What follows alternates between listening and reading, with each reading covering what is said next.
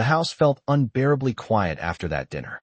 When the front door closed behind Wade and Romy, the sound echoed through the hallway like something final, something that could not be undone. For more than 30 years this home had been full of ordinary noise. Noel humming while he watered the plants in the kitchen window. The creak of the staircase when Wade ran down it as a boy, always late for school. The soft clink of dishes after our Sunday dinners. Now the silence seemed to sit in every room like an uninvited guest. I walked slowly through the living room, my hand brushing the back of the sofa Noel had insisted on buying even though it was far more expensive than we planned. He had laughed and said a house should feel warm, not careful. The cushion still carried the faint dip where he used to sit every evening with his newspaper.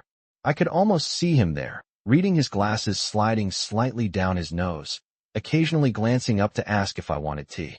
I stood there for a long moment before realizing I was holding my breath. Upstairs the bedroom door was still half open. I had not closed it since the morning of his funeral. His slippers remained beside the bed exactly where he had left them the night before his heart gave out. I had not moved them. Somehow it felt like moving them would mean accepting that he was truly gone.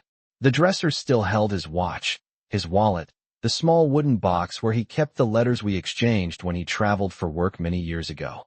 I sat down on the edge of the bed and looked around the room we had shared for more than 3 decades.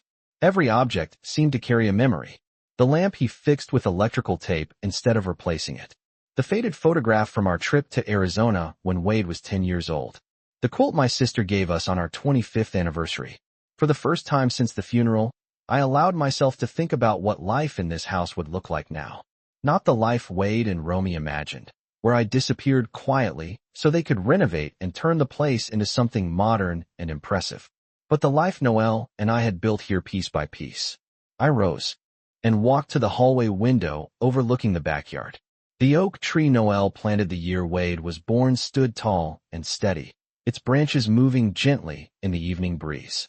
Underneath it was the old wooden bench where Noel liked to sit on summer nights, watching the fireflies appear across the grass. The garden beds were beginning to show the first green shoots of spring. He had always loved this time of year. I remembered him telling me once that houses remember the people who care for them. Standing there in the fading light, I realized something quietly.